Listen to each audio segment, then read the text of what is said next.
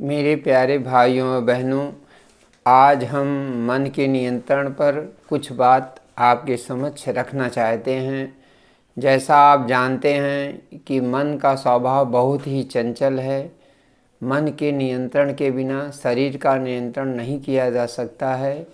मन को प्रभावित करने वाली शक्तियाँ हमारे ही भीतर हैं, जगत में हैं, चारों तरफ हैं। इंद्रिय, मन, बुद्धि, विवेक, इन चारों की भूमिका बहुत ही महत्वपूर्ण है। इंद्रियां परम शक्तिशाली होती हैं जो मन को भ्रमित कर, मोहित कर अपने आगोश में ले लेती हैं। जब मन इंद्रिय दोनों एक साथ एकराह हो जाती हैं तो मन पर नियंत्रण करना बहुत ही मुश्किल हो जाता है। बुद्धिबल की शक्ति क्षीण हो जाती है। परम सुख के लोभ में बुद्धि की मन पर जोर बहुत कम हो जाता है। बुद्धि, मन, इंद्रिय की एकता, विवेक की चेतना बहुत कमज़ोर कर देती है। मन को सही दिशा में कैसे रखा जाए बहुत ही चुनौतीपूर्ण है। इंद्रियां कल्पित सुख के लिए, इंद्रियां कल्पित कामना के लिए, स्वप्न के लिए, सुख के लिए मन को प्रभावित करने में बहुत बड़ा उनका कारण है। मन को सही दिशा में, सही लक्ष्य के प्रति कैसे रखा जाए बहुत ही कठिन कार्य है, बहुत दुष्कर कार्य है। इस मन पर अपने लक्ष्य के प्रति कैसे लगाया जाए, इसी संदर्भ में हम बात रखना चाहते हैं। मन को अच्छी किताबें, अच्छी संगत में रखा जाए तो मन पर नियंत्रण स्थापित किया जा सकता है। सही मन का मर्म क्या है? सही मन को रखने के लिए हमारे पास साधन क्या हैं? तो सारे लोग जानते हैं मन को गिरने में समय नहीं लगता है। मन को गिराने में बहुत सारे तत्व चारों तरफ मौजूद हैं। हम अपने मन को अपने लक्ष्य के प्रति कैसे सही रखें, कैसे अपने लक्ष्य के प्रति सजग, सचेत और सावधान रहें, यही हमारी सबसे बड़ी कामना होनी चाहिए। कहा जाता है कि जीवन में मन का इतना बड़ा महत्व है कि आज मन की सफलता, मन की एकाग्रता से ही सफलता का मार्ग प्रशस्त होता है। कहते हैं कि सही मन का मर्म है, सही राह चलो, अच्छा सोचो, अच्छा करो। सबको सुख और मुस्कुराहट चाहिए। चाहे आदमी अच्छा हो, चाहे बुरा हो, सबको सुख चाहिए। सुख के लिए आदमी तरह तरह के साधन अपनाता है। कोई सात्विक साधन अपनाता है, कोई गलत साधन अपना के अंततः उसका गोल, उसका लक्ष्य सुख ही होता है। तो इस सुख के लिए, कल्पित सुख के लिए इंद्रियों की वजह से हमारे मन की एकाग्रता एकदम भंग हो जाती है। मन की एकाग्रता स्थापित करने के लिए सबसे पहले हमें अच्छी किताबें, अच्छी संगत, अच्छी सोच रखनी होगी। अच्छे लोगों के साथ उठना बैठना होगा, अच्छे मित्रों का साथ करना पड़ेगा, अच्छी किताबें पढ़नी पड़ेगी और अपने मन को नियंत्रित करने के लिए, अपने माता पिता के सपनों को साकार करने के लिए हमें अपने मन को सही दिशा में लगाना पड़ेगा। जैसा सब जानते हैं कि मन हमारा शत्रु भी है, मन हमारा बहुत बड़ा मित्र भी है।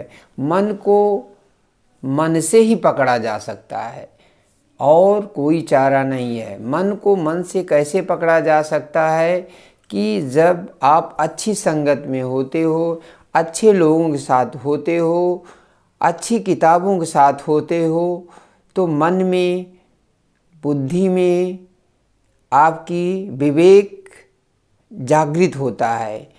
तो इंद्रिय, मन, बुद्धि और विवेक, ये 4 कारक हैं। इन चारों की भूमिका बहुत ही महत्वपूर्ण होती है। इंद्रियां बहुत सहायक होती हैं। इन्हीं इंद्रियों से मन पर प्रभाव होता है।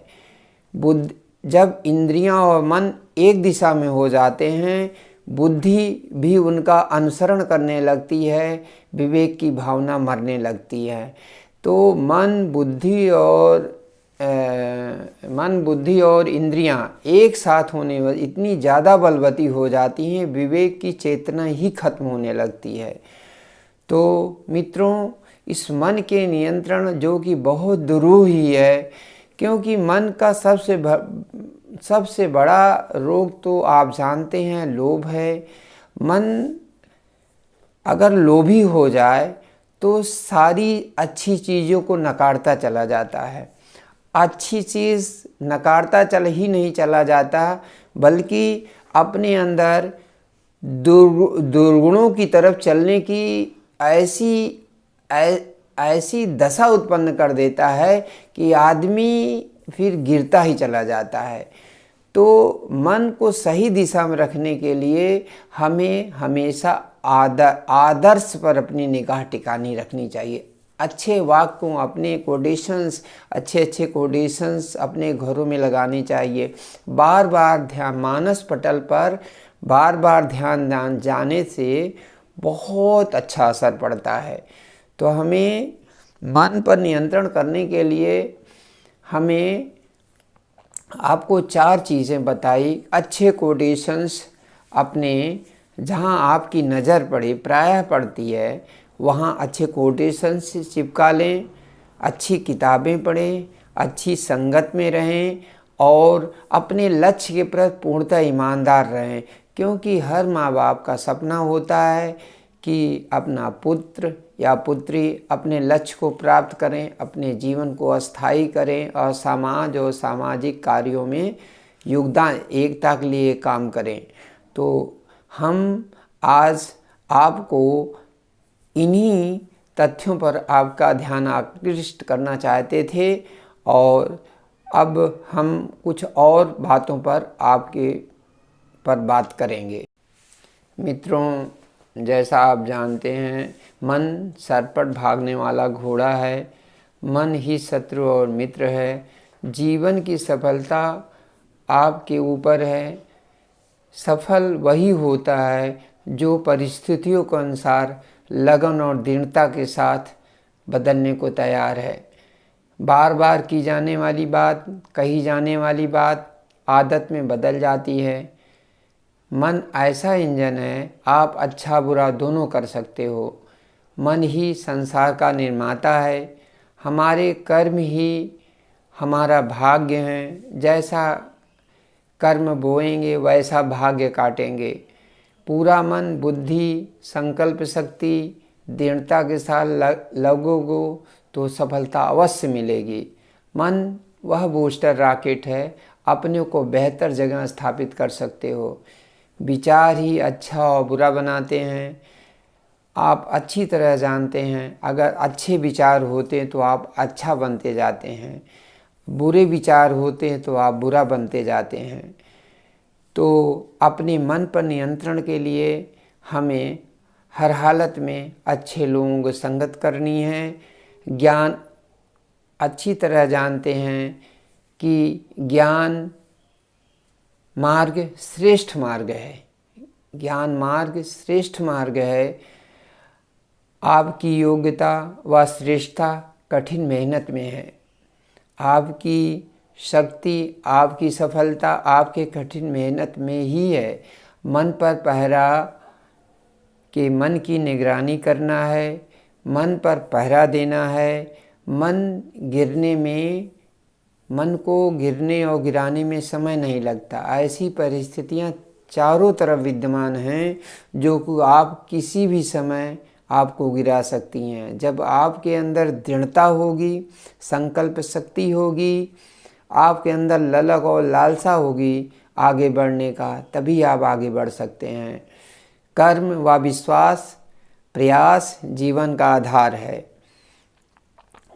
कर्म और विश्वास और प्रयास, ये तीनों ऐसी चीज़ें हैं जो कि आपकी ज़िंदगी में बहुत आधारभूत चीज़ें हैं।